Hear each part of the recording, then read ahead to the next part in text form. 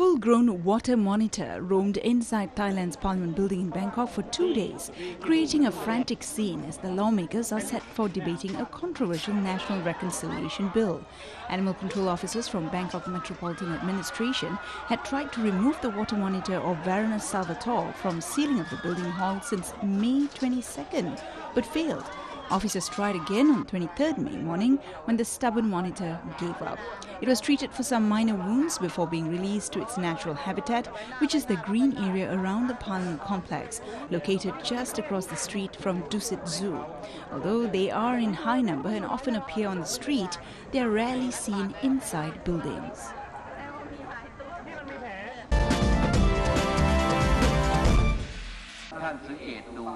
Buddhists across Thailand offer alms to monks on Visakhabucha, Vesak Day, to mark the three major events in Buddha's life: birth, enlightenment and death. In the capital, Sanam Luang Ceremonial Ground is the major venue for events of thousands of Thais to mark the special day by giving alms to monks. Besides religious ceremonies, activities include exhibitions on the Buddha's life, Dharma lectures and Buddhist practices were held. People also make donations for various projects to restore places of Buddhist importance. At the Gold Mount, 99 Buddhist monks of Sakit Temple descended from the landmark pagoda to receive alms in honor of the Buddha's 2,600 years of enlightenment. The Gold Mount is expected to draw thousands in the evening for the majestic candle procession ceremony, when people holding candles in their hands and walking around the sacred structure 3 times. Elsewhere, Buddhists also mark the occasion by making merit at temples. In Nakhon Si Thammarat, people gave alms to Buddhist monks in the morning and prepared for the light waving rite in the evening. In a long tradition, people in Chiang Mai clad in white poured milk onto a tree inside Prata Do Sakit and sprinkled water on Buddha's relic.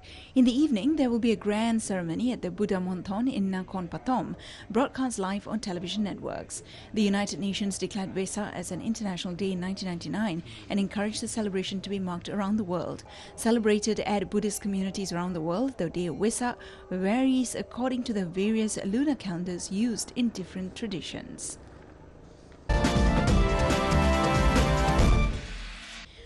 Thailand's Chiang Mai Zoo is in a festive mood for a birthday celebration for the only Thai-born giant panda, Lin Ping, which turns 4 years old on 27th May.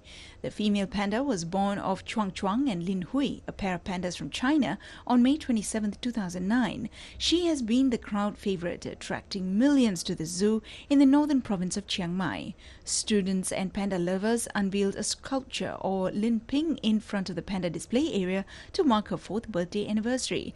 It was a part of the celebration entitled 4 Years of Miracle with Lin Ping. An exhibition of photographs and stories shows how Lin Ping has become Thailand's sweetheart since she was born 4 years ago and created many delightful events. Like in many of Lin Ping's birthday celebrations, she was given a cake of frozen fruits. According to a new deal recently worked out by the Thai and Chinese authorities, Lin Ping will be sent to China in October to find her a mate before returning to Thailand under a new contract. Veterinarians at the zoo's Panda Research and Exhibition Division are preparing the young panda for the long journey. They fed her with a new variety of bamboo leaves and trained her to become accustomed to being left in the cage for a longer period. Kanika Nimratku, head of the zoo's veterinarian, said Lin Hui was in good health and has been given all necessary vaccines. An Australian Christian evangelist and motivational speaker born with a rare disorder, which means he has no limbs, spoke in front of a crowd of 25,000 in Vietnam's capital, Hanoi, recently. Nick Vujicic, who was born with tetra amelia syndrome, spoke to an audience of mostly young people at the National Football Stadium. He was greeted like a rock star in a country where the legacy of the Vietnam War meant millions of people were left with disabilities. The evangelist, who is of Serbian descent, has a small foot with 2 toes, which allows him to control a modified wheelchair, tap on a drum and type on a computer. Vidicic's 2-hour talk was broadcast live on national TV, a rare occurrence for a country in which churches must gain government approval to operate. We talk more on a universal level, motivational level, and then as people want to investigate more about my life, my books, my website, they learn more about my faith. And then, of course, wherever I am, I always can mention it, that it's in my personal way. 27-year-old Pamthi Quinn, who has been living with disabilities since birth, made a star appearance on stage next to Vujicic, where she embraced the speaker to cheers from the crowd. Vujicic has travelled to over 40 countries to give motivational speeches in front of millions of people. He has published 2 biographical books, Life Without Limits and Unstoppable. In a small town in the Philippines, women are keeping a centuries-old tradition of hand embroidery alive.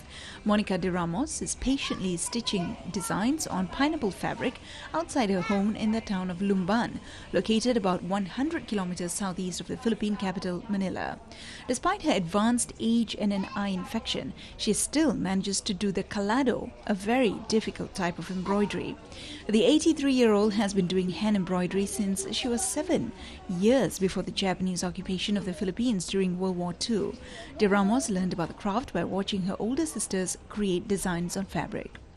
Coming from a poor family of 24 children, De Ramos says she learned to do hand embroidery to help earn money for her parents to buy milk for her younger siblings. Years later, money derived from her hand embroidery complemented whatever income her husband, Philemon, earned as a fisherman, and they tried to raise their own family with 7 children.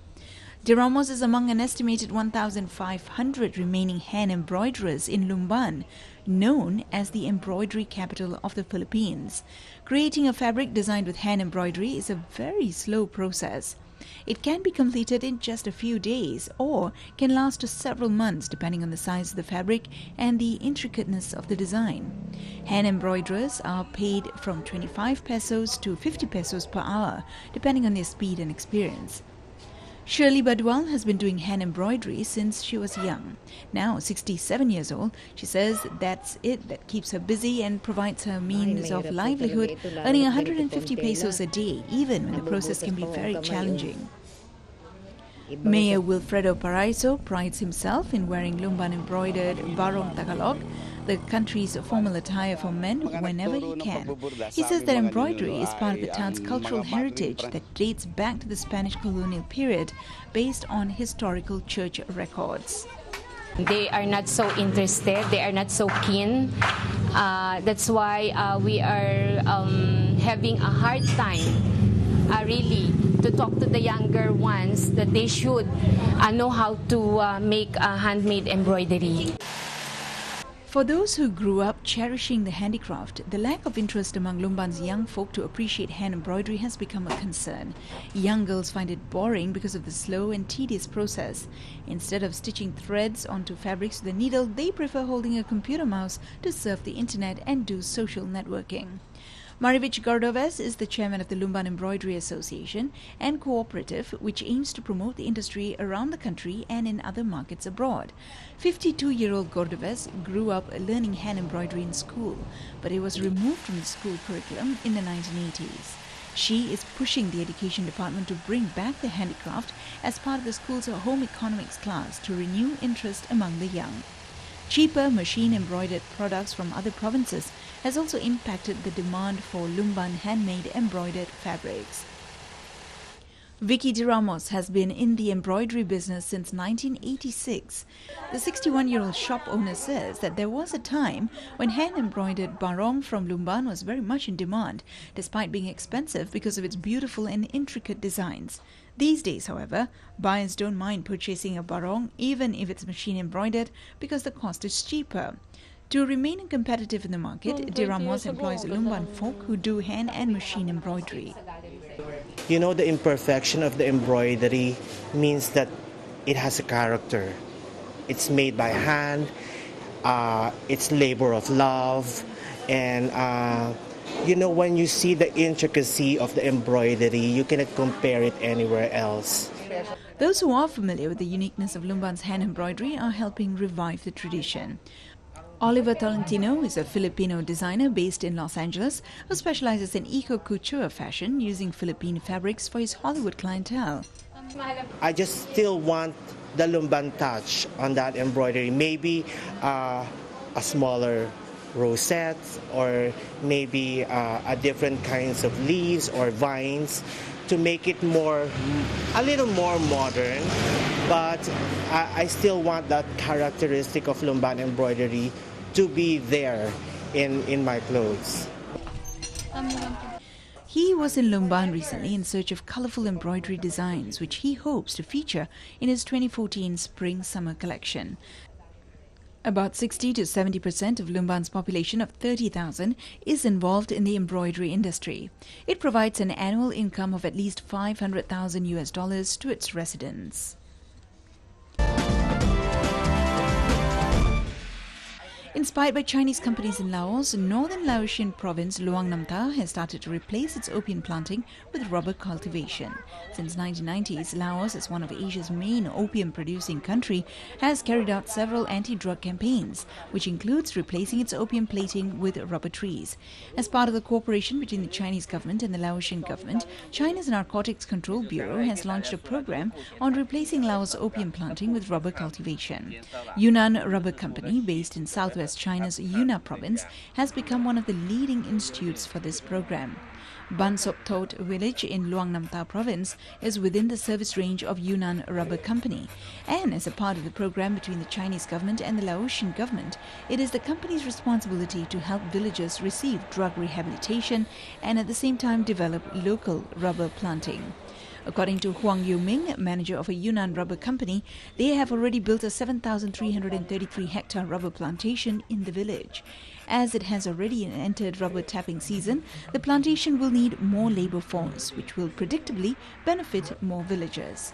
According to the head of the Ban Sop Tot village, their life has improved greatly since they gave up opium planting for rubber cultivation. In order to eliminate opium from the country, it is vital for villagers to quit drugs. According to local residents, until last year, there were 46 people using drugs in their village, but now the number has fallen to 3. Together with Myanmar, Vietnam and Thailand, Laos is one of the member countries of the Golden Triangle area. Covering an area of around 950,000 square kilometers, the Golden Triangle is one of the largest illicit opium-producing industry in the world, with most of the world's heroin and other derivative drugs originating from this area. Since the 1990s, the 4 countries have carried out anti-drug campaigns in succession. After efforts for over a decade, by 2007, the cultivated area of opium in Golden Triangle area shrank by 85% compared to the number of 1998.